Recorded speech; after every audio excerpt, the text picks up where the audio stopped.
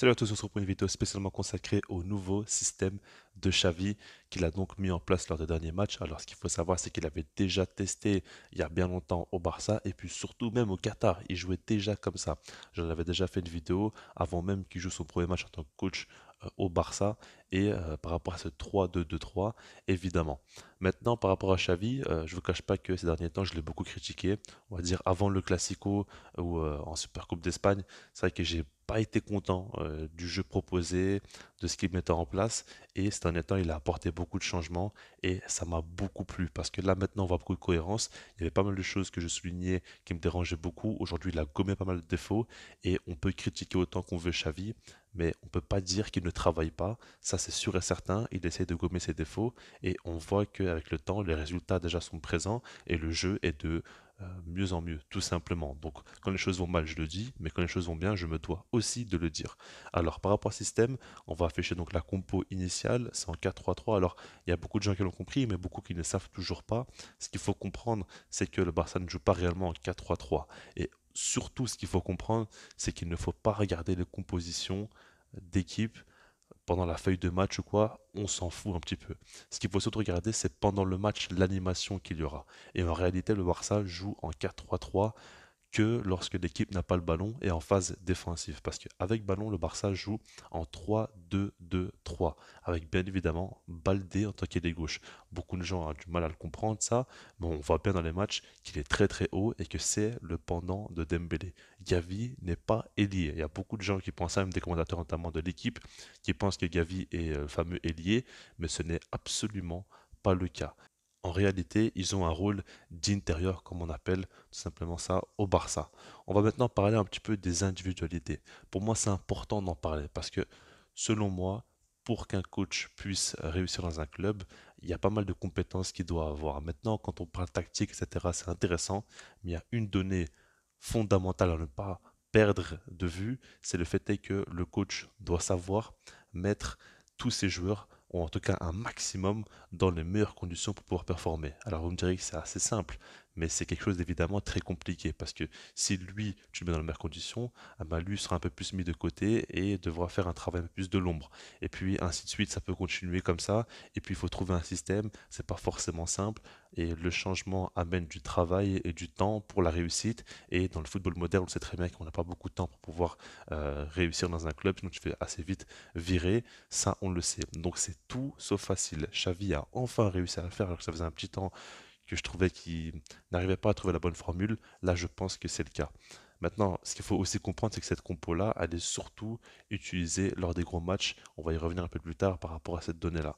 Maintenant, par rapport au joueur, on va commencer par Christensen. Pour moi, Christensen est évidemment dans les meilleures conditions. Parce que, comme je vous l'ai dit, avec ballon, le Barça joue avec une défense à 3. Ce qu'il faut comprendre, c'est que Christensen jouait comme ça déjà avec Chelsea, dans une défense à 3, donc il a un petit peu l'habitude.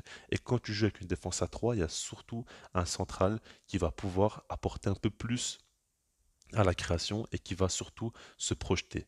Parce qu'en phase de construction, quand tu es assez haut sur le terrain, à quelques moments, tu peux te permettre de laisser que deux joueurs derrière. Ça peut être Koundé et Araujo par exemple. Et du coup, Christensen lui va se projeter et vu qu'il a une très bonne qualité de passe longue, ah ben, il en profite et il peut beaucoup apporter. Il est sur le côté gauche et quand il monte, De Jong peut encore monter d'un cran et ça apporte encore plus de fluidité dans le jeu du Barça parce que De Jong au plus il est haut, au plus ça peut être dangereux évidemment avec Pedri, Gavi, Lewandowski, etc. Ça peut aller très très vite dans l'axe notamment. Et ça, c'est une donnée à prendre en compte. Par rapport à son jeu au pied, il peut vraiment beaucoup plus se lâcher désormais. En phase défensive, ça repart dans une défense à 4. Et là, il est plutôt tranquille, il a une bonne vitesse, donc il peut compenser le fait que le Barça joue assez haut globalement.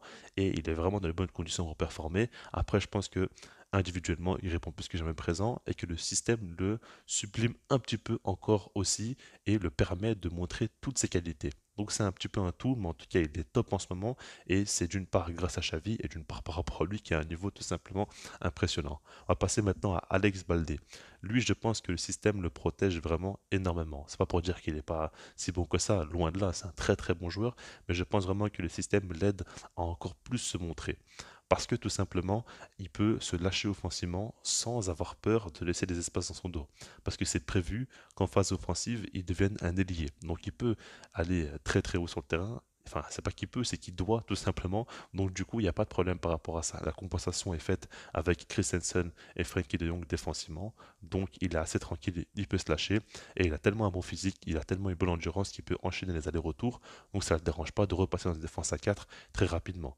Ça, c'est quand même très très fort. Et du coup, il est vraiment tout simplement dans la position idéale pour s'exprimer parce que son volume de jeu lui permet d'occuper tout le couloir et il peut exploser à pleine vitesse comme on le voit faire très très souvent. On va passer maintenant à Sergio Busquets et là c'est quand même très très fort. Xavi a réussi à trouver un système qui arrive encore une fois à sublimer Busquets à 34 ans. Parce que quand on regarde ses matchs récemment, c'est assez monstrueux. Il est vraiment revenu à un top niveau. Mais c'est pas lui qui a changé en termes de niveau, c'est le fait qu'il soit plus protégé.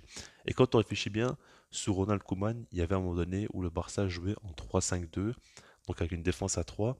Et je disais déjà que Busquets était un petit peu protégé selon moi, et c'est comme ça qu'il arrive à faire de meilleurs matchs avec trois défenseurs derrière lui. Le fait est qu'il ne doit pas non plus gérer trop d'espace dans son dos. Là, c'est encore une fois le cas. Il a beaucoup de joueurs autour de lui, et du coup, défensivement, il est un peu moins mis sous pression, disons ça comme ça. Et il peut vraiment beaucoup plus se lâcher avec ballon. On le voit, il a tellement des joueurs proches de lui, avec le milieu à 4 en carré, on va dire, qu'il peut facilement les trouver. Et puis, il y a beaucoup de mouvements autour, donc ça l'arrange. Si Busquets joue avec des coéquipiers qui bougent énormément, qui proposent, il va toujours savoir faire des caviars. Parce qu'on peut tout lui reprocher, mais sa qualité de passe est exceptionnelle et ça, on ne peut rien dire par rapport à ça. Donc du coup, il trouve ses coéquipiers facilement et puis défensivement, il est protégé, donc il n'y a aucun souci. En fait, tant que Busquets peut jouer et enfin défendre en avançant, tant que Busquets peut avoir le ballon dans ses pieds, tout se passe bien. Il faut juste éviter le fait qu'il ait simplement de l'espace à gérer dans son dos et de la profondeur à devoir compenser. Quand c'est le cas, tout va bien pour l'ami Sergio. Ensuite, Frankie de Jong. Là, encore une fois, c'est très très fort par rapport à lui, parce que tout simplement, on sait très bien que le poste de numéro 6 dans une sentinelle, dans un 4-3-3, c'est pas forcément l'idéal pour lui. Il a beaucoup de qualité balle au pied, il peut beaucoup apporter offensivement aussi, et tu sais que quand il est simplement devant la défense, il est un petit peu bridé. Maintenant, le poste de relayeur, on l'a vu, c'est pas non plus toujours le top pour lui dans ce système-là du Barça, globalement. Et du coup, il est entre les deux maintenant, entre le 6 et l'intérieur. Et du coup, il peut vraiment apporter beaucoup défensivement dans les compensations, parce qu'il a quand même un gros volume de jeu, ça il faut le prendre en compte. Et en plus de ça, offensivement, il peut aussi se lâcher quand Christensen monte un petit peu, il peut encore aller plus haut. Et des fois, si vous regardez bien, il échange de place avec Gavi. Gavi va un petit peu redescendre et De Jong va prendre ce positionnement pour qu'il puisse jouer plus haut et apporter encore dans les derniers mètres. Donc on voit vraiment que c'est réfléchi pour que De Jong puisse s'exprimer offensivement, il peut apporter à la création et honnêtement tout se passe très très bien pour lui. On retrouve un top Frankie De Jong et c'est une bonne chose. Enfin pour terminer, Pedri et Gavi. Et je pense que c'est là la clé de la réussite de ce système. C'est par rapport au fait que Pedri et Gavi soit beaucoup plus haut sur le terrain, beaucoup plus proche de Lewandowski et de l'attaque en globalité. Et du coup, ils peuvent vraiment s'exprimer enfin.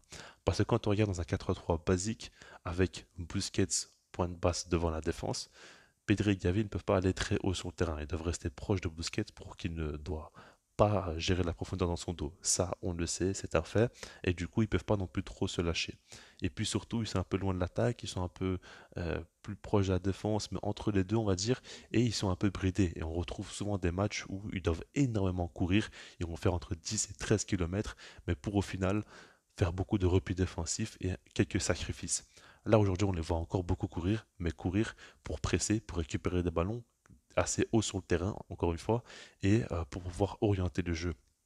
C'est pas pour rien que ces derniers temps, ils marquent beaucoup plus et ils font beaucoup plus de passes D. Ils font des stats parce qu'ils sont beaucoup plus hauts sur le terrain, beaucoup plus proches des joueurs offensifs et c'est là qu'ils peuvent vraiment exprimer leur talent. Je préfère largement voir Pedri dribbler des joueurs dans les derniers mètres plutôt que encore à côté de Busquets essayer un petit peu de dribbler pour casser la première ligne de pressing. Enfin ça, c'est pas le rôle qui lui correspond le mieux parce qu'il a tellement de qualité qu'il peut faire beaucoup plus et aujourd'hui on le voit. Et puis pour Gavi, c'est la même chose. Regardez le niveau qu'il a, regardez le classico qu'il nous a fourni. Enfin, c'est complètement fou et c'est une bonne chose. Maintenant, il ne faut pas non plus croire que tout est parfait. Il faudra voir comment ça va avancer. En tout cas, il y a beaucoup de positifs. Le système est très cohérent. On voit que la limite principale, c'est le fait qu'il y a un manque de réalisme et un manque de finition. Mais ça, Xavi n'y peut rien. C'est des joueurs. En même temps, je pense que le travail du coach, c'est plutôt de faire en sorte qu'il y ait un maximum d'occasions créées et générées par le système de jeu qui va favoriser les joueurs. Après, si les joueurs ratent les occasions, Xavi ne peut absolument rien faire par rapport à ça. Ça, il faut bien se le dire. Et l'autre vrai problème par rapport à Xavi, c'est pas forcément dans ce système-là. Pour moi, son défaut principal en ce moment, c'est le fait est que dans les matchs un peu plus à la portée du Barça, notamment en Liga, face à des équipes qui vont jouer en bloc bas, c'est là que le Barça galère un petit peu. Parce que ce système-là ne fonctionne pas forcément pour les équipes jouant en bloc bas et qui ne pensent qu'à défendre et à tenir un score. Il te faut un peu plus de jeu offensif, un peu plus de folie et certainement des latéraux qui vont t'apporter vraiment offensivement et qui vont se lâcher. Ça, il faut le comprendre et du coup, ben là, il n'y a pas encore eu une formule qui a été trouvée pour pouvoir jouer face au bloc bas et gagner plus facilement. Faut pas se tromper, c'est quand même très important de pouvoir réussir à la trouver parce que le Barça doit gagner cette Liga. Ils ont 3 points d'avance sur le Real Madrid. Il y a vraiment moyen de faire une belle saison avec un triplé national et ça pourrait vraiment être assez dingue de réaliser ça. Donc il faut à tout prix réussir à trouver la solution face au bloc bas.